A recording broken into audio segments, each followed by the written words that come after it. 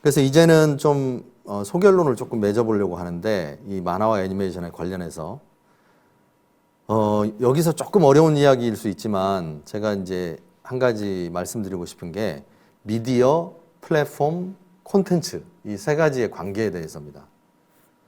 뭐 사실은 이게 합의된 결론은 아니기 때문에 제 의견을 말씀드리는 수밖에 없지만 이게 이제 콘텐츠 비즈니스의 3대 요소라고도 하고 콘텐츠 생태계라고도 부를 수 있는 이 요소들인데 미디어라는 건 하드웨어적인 측면이 있습니다. 예를 들면 뭐 이런 핸드폰 같은 것도 미디어죠. 작은 미디어고 TV 같은 것도 그렇고 뭐 극장도 사실 미디어라고 하고 출판이나 출판사나 뭐 신문사 이런 것도 옛날에 다 미디어라고 이야기를 했었죠. 근데 이제 지금은 일반적으로 미디어의 시대는 갔다라고 생각을 하는 것 같습니다. 더 이상 미디어의 시대에는 주도권이 넘어갔다. 어디로 넘어갔냐면 플랫폼의 시대가 왔다. 그럼 플랫폼은 뭐냐면 쉽게 생각하면 유튜브 같은 겁니다. 유튜브나 넷플릭스나 뭐 인스타그램이나 뭐 이런 게 다 예를 들면 우리 네이버 웹툰이나 이런 것도 다 플랫폼이죠. 그 플랫폼의 시대가 된 거예요. 예를 들면 우리가 핸드폰이든 뭐 TV든 뭐 인터넷 어디든 간에 아무튼 거기에 유튜브가 나와야 되고요. 넷플릭스가 나와야 됩니다. 이게 이제 지금 우리가 살고 있는 플랫폼 전쟁의 시대, 플랫폼의 시대라고 하는 건데 이 플랫폼의 역할은 뭐냐면 콘텐츠를 독자에게 실어 나르는 겁니다. 이 플랫폼이라는 게 뭐 보통 승강장, 대합실 뭐 이런 의미도 있잖아요. 이렇게 지하철 같은데 열차를 타기 위해서 잠깐 그 올라가는 그 직전에 거기서 기다리는 거기를 플랫폼이라고 하는데 그런 것처럼 뭔가 실어 나르는 거죠. 그래서 인터페이스라든가 OS라든가 이런 어플리케이션들 이런 것들을 플랫폼이라고 볼 수 있는데 지금은 이제 플랫폼의 시대입니다. 그래서 어떤 하드웨어 관계없이 이 플랫폼들이 그 전체 미디어를 넘나들죠. 그러면서 이제 방송사나 출판사나 신문사나 뭐 이런 극장이나 이런 데는 좀 상대적으로 힘이 약해졌습니다. 그런데 이 플랫폼이 실어 나르는 건 콘텐츠죠. 저는 이제 지금 한번 제 예측을 해보면 앞으로는 이제 콘텐츠의 시대가 올 수밖에 없다라고 생각을 하는데 이 콘텐츠의 시대는 지금의 콘텐츠하고는 다를 것이다라고 생각을 하고 있습니다. 어떻게 다를 거냐? 제가 이제 좀 전에 말씀드린 맥락인데 그 미디어의 시대에는 만화와 애니메이션으로 이제 구분을 해서 보면 만화 쪽으로 보면 신문 만화하고 출판 만화가 중심이었습니다. 만화에서. 그리고 애니메이션 쪽으로 보면 극장 장편하고 TV 중편, 뭐 중편이라고 이걸 부르는 경우도 있는데 어쨌든 TV 시리즈가 중심이었어요. 지금은 아니죠. 지금은 만화 쪽에서도 신문이나 출판 만화보다는 당연히 웹툰이 주류고요. 애니메이션 쪽에서도 사실은 그 플랫폼들이 극장이나 TV에서 특히 우리나라 물론 애니메이션 쪽은 아직 극장이나 TV가 분명히 살아있지만 점점 이제 인터넷이라든가 이런 쪽으로 넘어가고 있고요. TV 애니메이션의 왕국이라고 하는 일본도 그 TV 애니메이션이 쇠퇴해가고 있습니다. 그래서 이제 지금 보면 외부로 넘어가고 있고요. 이걸 자세히 보면 이 미디어라고 하는 어떤 한 세대가 저물고 플랫폼 시대가 왔는데 이 플랫폼 시대의 지금 현 시점은 그 플랫폼의 초기 단계에서 인터넷 시대라는 거죠. 그래서 그 인터넷 시대에 맞는 웹툰과 웹 애니메이션들이 지금 이제 뜨고 있는 건데 우리 인터넷 환경이 전 세계에서 가장 이 앞선 그룹에 속해 있었기 때문에 바로 이제 이 그 인터넷 시대의 플랫폼을 우리가 주도하는 거죠. 네이버 웹툰이라든가 카카오라든가 뭐 카카오 페이지라든가 이런 상황이 된 거라고 저는 보고 많은 사람들이 전문가들이 얘기하는 게 뭐냐면 웹툰이라는 게 사실 어떻게 성공했느냐를 이야기할 때 콘텐츠 자체의 힘도 있지만 포맷의 승리라고 얘기를 합니다. 포맷의 승리. 그러니까 처음에는 웹툰도 우리 웹툰이 그냥 출판 만화를 스캐닝 해가지고 웹에 올리는 걸로 시작을 했었죠. 그 출판 만화와 웹이 구분이 안 되고 다만 종이에다가 인쇄를 하느냐 웹에 올리느냐의 차이였을 뿐인데 점점 그 웹툰이라고 하는 것이 이제 문법을 형성하게 되죠. 그러면서 지금의 웹툰은 거의 영상 문법이에요. 이제 출판 문법이 아닙니다. 그러면서 이 핸드폰에서 그냥 이 터치감까지를 바로 그 플랫폼, 모든 플랫폼의 그 특성을 이제 여기에 적용을 해서 이 넘기는 것까지를 고려하면서 웹툰을 제작을 하죠. 그러니까 여기에 완전히 최적화된 게 지금 한국 웹툰입니다. 그리고 이걸 전 세계 사람들이 놀라고 있는 거죠. 어떻게 이 웹에 이 인터넷 환경 또는 이 모바일이라는 이 환경에 어떻게 이렇게 적합한 포맷을 만들어냈는가. 그리고 전 세계 콘텐츠 업계들이 이제 이걸 도전하지만 아직은 한국에 도전하기에는 굉장히 어려운 상황이고요. 웹 애니메이션은 그 정도는 아니지만 그래도 아까 말씀드렸던 대로 2000년 초기에 이제 우리가 성공 사례를 만들고 예를 들면 마시마로, 엽기토끼 같은 것들이 대표적이죠. 그리고 이제 지금까지 오면서 뭐 다양한 플랫폼으로 지금 확장되고 있습니다. 그렇다면 아까 말씀드린 대로 이 극장 장편, TV 중편, 웹 단편이라고 하는 게 또 이제 최근에 또 애니메이션 쪽에서 재미있는 현상이 이제 뭐 총면명이라든가 장삐쭈라든가 또 그 비슷한 종류들이 굉장히 많죠. 이게 엄청나게 조회수들이 높습니다. 그래서 인터넷에서 어떻게 이제 애니메이션이 성공할 수 있는가 하는 사례를 전혀 다르게 또 보여주는 거죠. 이런 것들에 대해서 사실 우리나라가 지금 현재로는 어쨌든 가장 앞서 있는 겁니다. 웹상에서 인터넷 플랫폼에서 웹툰이든 이 인터넷 애니메이션이든 우리가 가장 선두에 지금 서 있다. 다시 얘기하면 100여 년 전에 디즈니가 극장 장편을 만들었고 50여 년 전에 5, 60년 전에 데스카 오사무가 TV 중편을 만들었다면 포맷을 만들었다면 한국이 지금 2000년 넘어서면서부터 그 웹단편, 그러니까 장삐쭈나 뭐 총면명을 포함한 이런 새로운 또 포맷을 만들어냈다라고 볼 수 있는 겁니다. 자, 그럼 여기서 이제 다음 단계가 뭘까를 좀 이야기를 해보는 건데 그게 바로 이제 메타버스라고 하는 플랫폼이라는 거죠. 그러니까 우리가 사실 그 지금 메타버스에 대한 이야기들이 굉장히 그 논란이 많습니다. 논쟁 수준인데 창작자들이 볼 때는 사실 이런 논쟁이 크게 의미가 없다고 봐요. 왜냐하면 창작자들은 그 플랫폼에 대한 이해가 굉장히 중요합니다. 그래서 여러분들이 만약에 지금 그 만화나 애니메이션 이런 콘텐츠를 꿈꾸는 사람이라면 인터넷이라고 하는 플랫폼에 대한 이해가 중요하고요. 그 다음 단계로서 메타버스에 대한 플랫폼의 이해가 중요하고 또 그 이후에는 어떤 플랫폼이 될 것인가. 뭐 쉽게 생각해 보면 그냥 AI 플랫폼이 될 것이다. 이런 플랫폼들에 대해서 이해가 되고 거기에 맞는 적정 콘텐츠를 개발하는 게 지금 콘텐츠 창작자들이 가장 고민해야 되는 거라는 생각이고요. 그래서 이제 제가 그냥 억지 이름을 붙여본 거는 웹툰 다음에 뭐 M툰, 메타버스툰 뭐 이런 말이 될지 모르겠습니다만 또 메타버스 애니메이션 이런 것들이 이제 지금 아마 준비가 되고 있어야 되겠다. 그리고 또 그 다음 단계로는 이제 플랫폼 시대를 넘어서 또 어떤 시대가 올 것인가 이런 생각도 좀 해야 될 것 같고요. 그러면 이제 좀 전에 제가 말씀드렸듯이 수論에 바탕해서 메타버스라는 게 무엇일까를 좀 본격적으로 한번 이야기를 해보려고 하는데요. 자, 이 그림을 제가 좀 그 구글에서 굳이 이제 좀 선택을 한 이유는 이 그림이 비교적 그 메타버스에 대해서 조금 더 근접한 설명을 해주는 것 같다. 왜냐하면 사실 우리가 메타버스를 이야기할 때 그냥 가상세계라고 생각하는 사람들이 있어요. 근데 사실 가상세계하고 메타버스는 좀 다릅니다.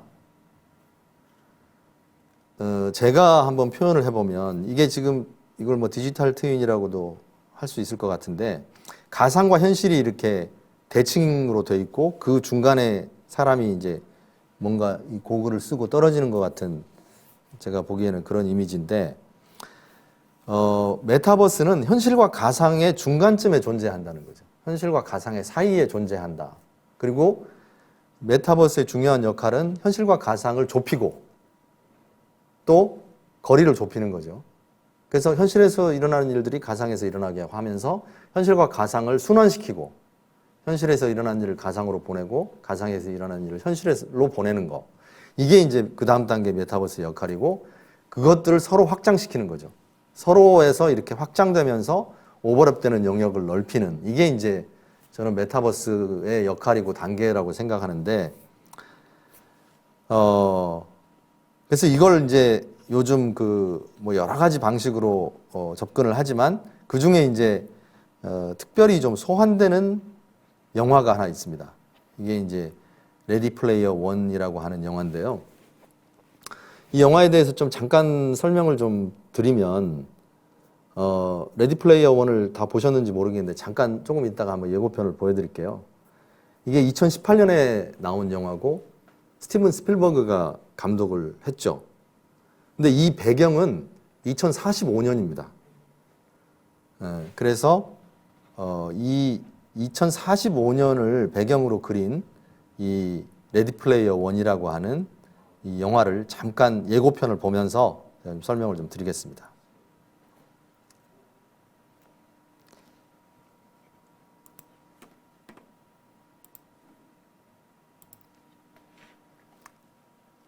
자, 한번 틀어볼게요.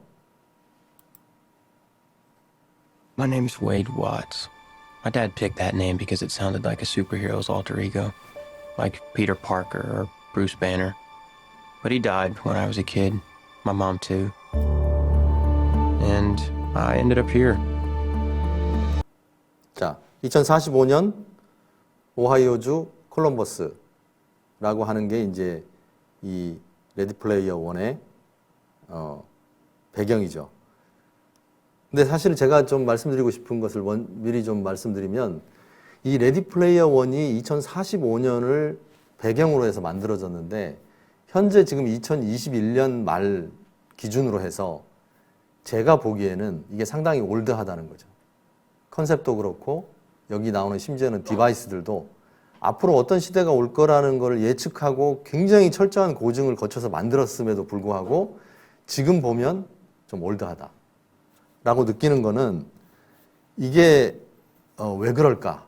한마디로 얘기하면 이 코로나 때문이죠.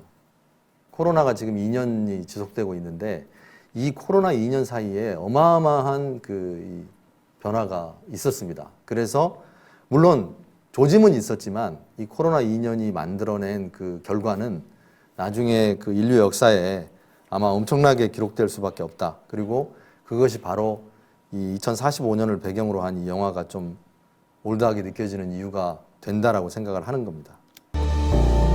Sitting here in my tiny corner of nowhere, there's nowhere left to go. Nowhere. Except the oasis.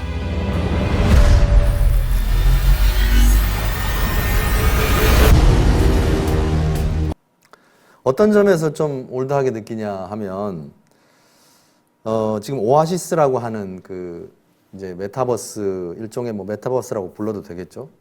이 세계가 있습니다. 그리고 현실이 따로 있고 여기는 가상현실 세계여서 현실은 매우 비참하고 힘들고 거의 슬럼화되어 있는데 사람들이 다 이제 메타버스로 넘어가서 거기서 이제 삶의 희망을 찾고 거기서 뭐 또 새로운 세상을 만들고 이런 이야기예요. 사실 이게 이제 이미 이 컨셉부터가 사실 지금 상황하고 많이 다릅니다.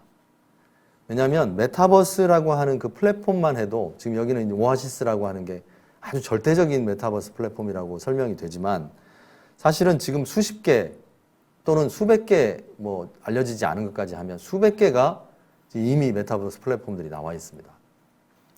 그리고 이런 식으로 이렇게 가상과 현실이 대비되지도 않아요. 지금 이미 우리가 현실은 그러니까 메타버스라는 것 자체는 아까 말씀드렸듯이 가상과 현실을 이렇게 접목시키고요. 서로 순환시키고 확장시킨다고 했는데 현실을 더 말하자면 그 증강시키는 거죠. 이게 메타버스가 여기에도 역할을 한다는 겁니다. 근데 여기는 굉장히 극단적으로 이렇게 대비를 시키면서 이야기를 하고 있는 거죠. A whole virtual universe.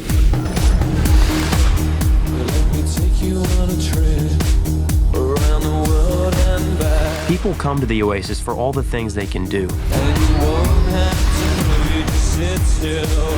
But They stay because of all the things they can be. Can you feel this? 그러니까 이런 예를 들면 이 촉감을 느끼는 이 디지털 수트, 그러니까 가상 세계 안에서 이렇게 손을 악수를 하거나 뭐 하이파이브를 했는데 그게 나한테 촉감이 느껴진다. 이런 거는 지금 이미 개발이 돼 있죠. 이미가 아니라 상당히 오래전에 개발이 됐는데 며칠 전에 그걸 마크 저커버그가 이제 촉감을 느끼는 글러브, 이 장갑을 만들었다고 이야기를 합니다. 그래서 그게 이제 상용화되는 단계에 있는 거고요. 이런 식으로 좀 이렇게 무슨 아이언맨 수트 같은 형태가 아니라 그냥 자연스러운 옷인데 이 가상 촉감을 느끼게 하는 이미 그런 디지털 수트들이 상당히 많이 시도가 되고 있어요. 그래서 내년만 해도 이런 부분도 상당히 많이 진전이 있을 겁니다. Yeah. It's the only place that feels like I mean anything. The Oasis was the brainchild of James Halliday. Hello. If you're watching this, I'm dead. I created a hidden object, an Easter egg. The first person to find the egg will inherit $500 billion and total control of the Oasis itself. 그래서 이제 그 결말은 뭐냐면 여기에서 이제 아까 말한 대로 에그를 숨겨놨는데 그걸 찾으면 세계를 찾으면 이 오아시스의 주인이 되고 뭐 엄청나게 많은 돈을 벌 수 있다. 그러면서 이제 거의 그 방식은 게임처럼 이렇게 묘사가 돼 있죠. 오아시스라고 하는 공간이. 근데 사실은 이 메타버스는 게임의 어떤 그 전형적인 형태를 가지고 있는 메타버스도 있지만 그렇지 않은 메타버스들도 상당히 많고 점점 더 확장될 거라고 생각을 합니다. 그래서 이제 그거 말고도 좀 있지만 이런 정도로 그 여러 가지 측면에서 사실 이미 레디 플레이어 원이 보여주는 그 2045년의 미래가 지금 거의 뭐 추월했거나 또는 근접하고 있다. 그래서 왠지 좀 올드하게 느껴진다. 이런 말씀을 드리고 싶었던 거고요. 다시 돌아가겠습니다.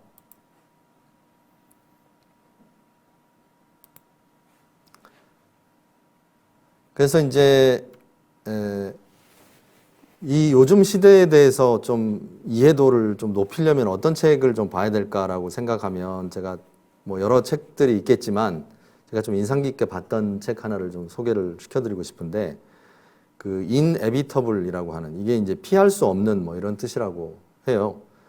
그 미래의 정체라고 부제가 붙은 책인데 이게 12가지 동사로 이제 미래를 이렇게 설명하는 거고요. 되어가다, 인지화하다, 흐르다, 화면보다, 접근하다 뭐 이런 식인데 사실 이게 상당히 저는 흥미롭게 봤던 게 이 케빈 켈리라고 하는 저자가 그 이전에 웹이 시작하던 시기 또 그 이전에 PC 통신 뭐 이런 시기부터 그 어떤 세상의 변화들을 쭉 이렇게 주도적으로 이끌어왔던 사람이에요. 이 케빈 켈리가. 그래서 그분이 생각하는 어떤 미래에 대해서 이야기를 한 건데 내가 예전에 그 PC 통신 당시에 내가 착각했던 거, 웹이 막 시작될 때 착각했던 거, 그리고 지금 이렇게 이제 그런 것들이 다 좀 세세하게 나와 있으면서 12가지 동사로 이렇게 미래는 명사가 아니다라고 이야기를 하죠. 규정할 수 없다. 그리고 뭔가 흘러가고 되어가고 여기서 이제 좀 인상적이었던 얘기가 프로토피아라는 건데 우리가 보통 미래를 뭐 유토피아냐 디스토피아냐 이런 이야기를 많이 하는데 유토피아는 이제 낙관적인 세계관이라고 할 수 있고 디스토피아는 뭐 부정적인 세계관이다라고 한다면 비관적인 사실은 그런 세계 자체가 허구라는 거죠. 우리가 유토피아가 오는 것도 아니고 영원히 물론 뭐 멸종이라는 것이 있을 수도 있고 뭐 얼마든지 가정을 할 수는 있지만 그거조차도 사실 유토피아냐 디스토피아냐 이런 이야기를 하기는 어려운 거고요. 상상 속에서만 그런 게 있는 거지 사실은 우리가 어떤 되어가는 세상 특히 지금은 뭐 속도감이 더 붙는 건데 너무 빨리 변하기 때문에 우리가 어떤 안주하기 어려운 시대가 되고 있는 건 확실하고 어쩌면 모두가 새내기고 처음 스타트 지점에 서 있는 거고 그래서 이 사람이 얘기하는 게 인류 역사상 뭔가 시작하기에 이렇게 좋은 시간은 없다 이렇게 이야기를 합니다. 뭐 길게 설명드리긴 어렵고요. 그리고 흔히 이제 메타버스를 설명할 때 많이 쓰는 표입니다. 이게 메타버스의 사분면이라고 하는 건데 증강현실, 라이프로깅, 거울세계, 가상세계 뭐 이런 것들이 다 메타버스다. 또 정확히 얘기하면 이런 것들이 메타버스라기보다는 이런 것들의 조합이 메타버스다. 이런 요소를 다 가지고 있는 게 메타버스다. 사실 저는 이 정의에 좀 별로 동의하지 않는 편인데 메타버스의 어떤 특성을 잘 이야기해주고 있지 않다고 생각합니다. 그래서 제가 이제 지금 생각해 보는 거는 메타버스는 어떤 사익 공간이다. 사익 공간이다라고 생각을 해보는데 뭐 사익 공간뿐만 아니라 사이라고 하는 게 더 정확할 것 같아요. 온라인과 오프라인의 사이, 가상과 현실의 사이, 대면, 비대면, 실시간 맞춤형, 뭐 감상과 참여, 개입과 몰입 이런 모든 요소들의 어떤 이분법적인 요소들의 어떤 결합 지점을 만들어가는 게 메타버스일 수 있다. 그리고 이제 이것 자체가 그 공간, 인간, 시간이라고 하는 이제 그런 틀 안에서 설명이 가능하다고 보는데 조금 이따 더 설명을 하고요.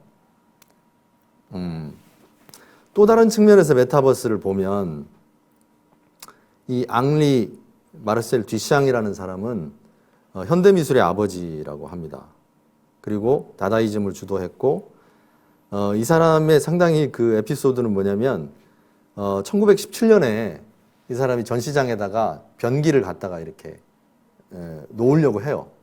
근데 그 실패했죠. 결국 그때는 변기를 갖다 놓고 샘이라고 이제 이름을 붙이려고 했는데 처음엔 실패했고 나중에 이제 상당히 지나서 그걸 할 수 있었는데 그 상당히 지나서 했을 때도 뭐 환불소동도 있고 막 난리가 났었어요. 내가 변기 보러 전시장에 돈 주고 왔냐 뭐 이런 거죠. 근데 이걸 이제 높이 평가하는 이유가 뭘까요?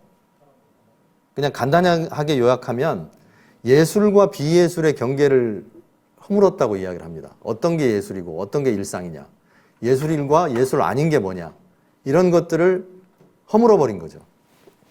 그래서 이제 듀샹을 이렇게 이 시작이라고 본다면 이 뒤를 이은 사람이 이제 앤디 워홀, 피츠버그에서 활동했던 사람인데 이 앤디 워홀이라는 사람은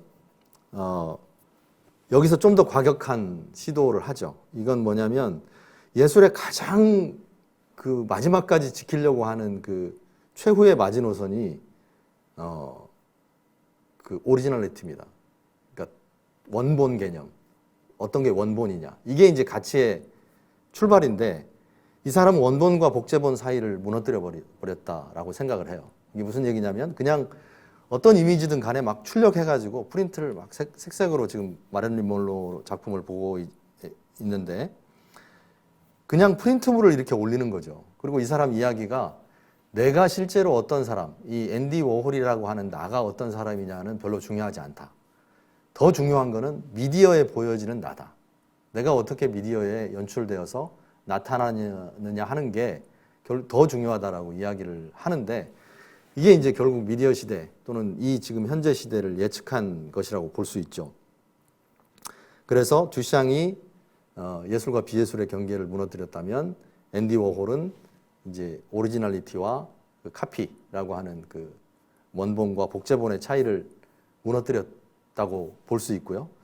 지금 메타버스는 무엇을 하고 있는가라고 하면 이보다 더 과격한 시도가 진행되고 있다고 저는 생각을 하는데 그게 뭐냐면 창작자와 비창작자 사이를 무너뜨리고 있는 겁니다. 그러니까 모든 일반인들을 창작의 세계로 끌어올리고 있는 거예요. 대표적인 사례를 좀 보면 그 오징어 게임이라고 하는 콘텐츠가 이제 9월 달인가요? 나온 이후로 듣기로는 뭐 일주일 만에 로블록스라고 하는 그 메타버스 플랫폼에 오징어 게임이 300개가 올라왔다. 그 다음에 2주 만에 뭐 1000개가 올라왔다. 이런 얘기가 있는데 제가 오늘 아침에 이 로블록스를 들어가서 오징어 게임, 스퀴드 게임이라고 쳐보니까 대충 한 500개 정도가 있어요. 오늘 아침에. 근데 물론 이제 여기서 뭐 다른 키워드로 이렇게 이걸 찾아볼 수도 있지만 어마어마하게 많은 것들이 올라오는데 여러분들 잘 알겠지만 저보다도 아마 더 잘 알 거예요. 근데 미국 초등학생의 70%가 로블록스를 하고 있고 이 로블록스라는 공간은 유튜브를 대체하고 있습니다. 지금 로블록스 사용 시간이 많아지면서 유튜브 사용 빈도가 줄어들고 있어요. 시간도 그렇고. 근데 이거는 유튜브가 영상을 올리는 플랫폼이라면 로블록스는 게임을 올리는 플랫폼입니다. 근데 이렇게 많은 사람들이 오징어 게임으로 콘텐츠를 올리고 있고요. 그 중에 하나를 제가 들어가 보니까 물론 좀 많은 그 유저들이 들어온 케이스긴 하지만 오늘 아침에 그 캡처 받은 건데 4억 4,800만 명이 여기에 방문을 했습니다. 그 중에 하나의 오징어 게임이라고 하는 로블록스 그 게임에 이런 현상들이 이제 사람들이 사실 이걸 잘 이해를 해야 되는데 모든 일반인들이 창작의 영역으로 넘어가고 있다. 이게 바로 메타버스의 지금 그 파괴력이고요. 뒷샹이나 워홀이 했던 것보다 훨씬 더 엄청난 변화를 끌고 올 수 있다. 그리고 이제 잠깐 쉬기 전에 이야기하려고 하는 게 이 메타버스의 종류들입니다. 제가 지금부터 이제 메타버스를 하나하나 좀 설명을 드리려고 하는데 제가 이제 관심을 가지고 있는 메타버스의 종류들이에요. 그래서 이런 것들을 보면서 이제 메타버스의 특징이라든가 플랫폼, 콘텐츠 이런 것들을 좀 이야기를 할 건데 지금 49분이고 잠깐 쉬었다 할까요? 예, 잠깐 쉬었다 가겠습니다.